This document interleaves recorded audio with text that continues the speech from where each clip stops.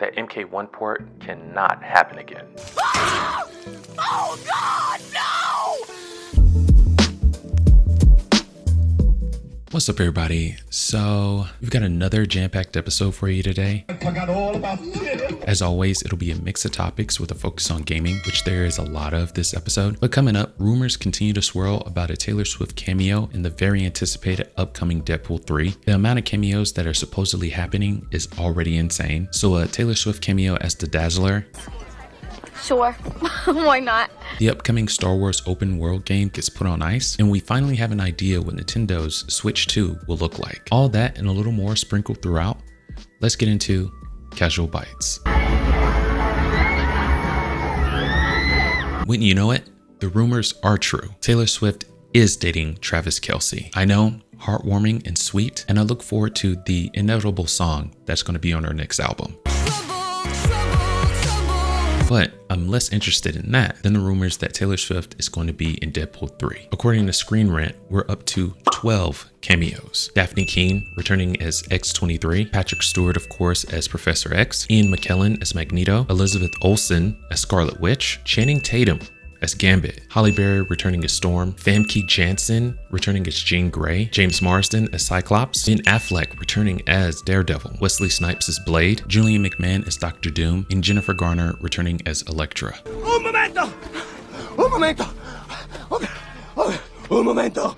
And of course, we have Taylor Swift as the Dazzler. Now, that is absolutely crazy. This smells like a long goodbye to some of these characters, and if I'm being honest, a healthy helping of nostalgia bait, which in my opinion is way too strong to ignore. But since it's rumored that Julian McMahon is making a return as Doctor Doom, I theorize that we'll see Michael Chiklis come back as the Thing, Ion Grufford as Mr. Fantastic, and I'm sorry if I pronounced that incorrectly, Chris Evans as the Human Torch, which will be weird since he was also Captain America, and Jessica Alba as the Invisible Woman. While we're still theorizing, I don't think that Taylor Swift would be the Dazzler.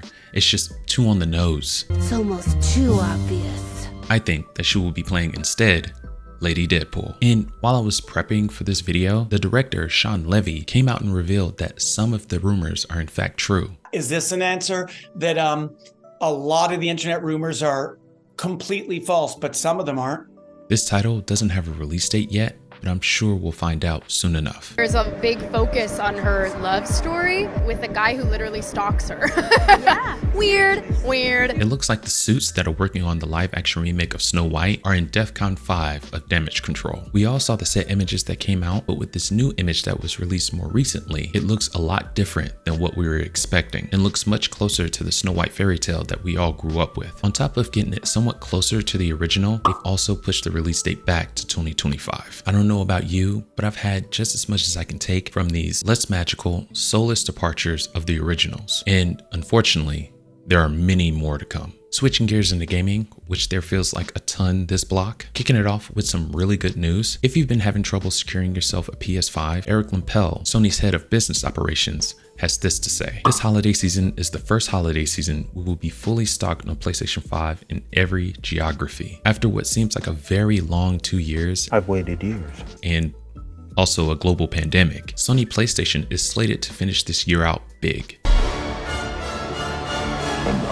It looks like the upcoming Star Wars Outlaws, being developed by Massive Entertainment, is being delayed. Reportedly, in Ubisoft's latest financial report, there wasn't any mention of the project. However, there hasn't been any word from Massive Entertainment and nothing definitive from Ubisoft. This title was expected the first half of next year, but with this new news, we may or may not see it before 2025, which is a bummer because it looks really good. We'll keep you updated as more news comes out.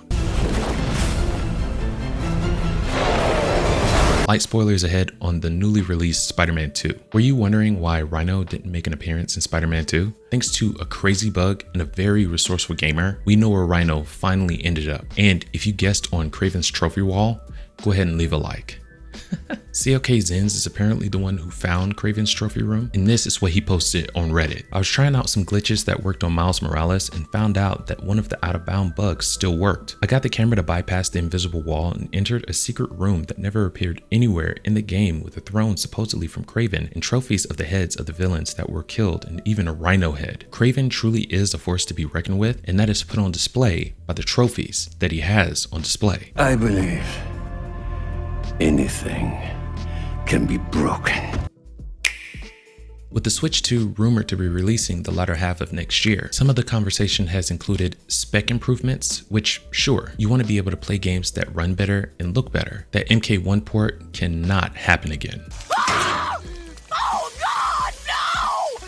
To be honest, I've been more concerned with how they seek to improve on such a streamlined design. And if the rumors are true, they're looking to the Nintendo DS for inspiration. That is correct. The rumors say the Switch 2 will be a dual screen. I'm not sure how I feel about this one. I mean, my knee-jerk reaction is, Oh, absolutely not. it might be an instance where this kind of thing grows on me. In my opinion, they don't really need to go crazy with the design, improve the comfortability, the specs, and there you have it, the Switch 2. Go ahead and let me know what you expect from the Switch 2.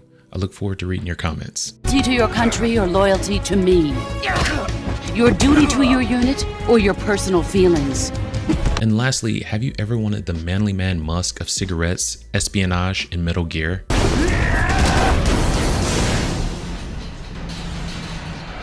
Well, Konami, in partnership with Numbskull, have you covered. Part of the promotional material for the Metal Gear Solid Master Collection, here's what to expect from Metal Gear Shadow Moses. It's 100 mils for $49.99, and they're only selling 1,000 units. And at least for now, it's only available in the UK and other European countries. And I think it's absolutely hilarious to think that when Naked Snake was crawling through the grit and the grime of the jungle, and when he met Eva, he spritzed some of that on. That's hilarious. Anyway, leave your thoughts about this and all the other topics that we covered in the comments. Leave a like if you enjoyed the video, and don't forget to subscribe. We'll see you next time, but until then, keep it casual. Peace. Part of the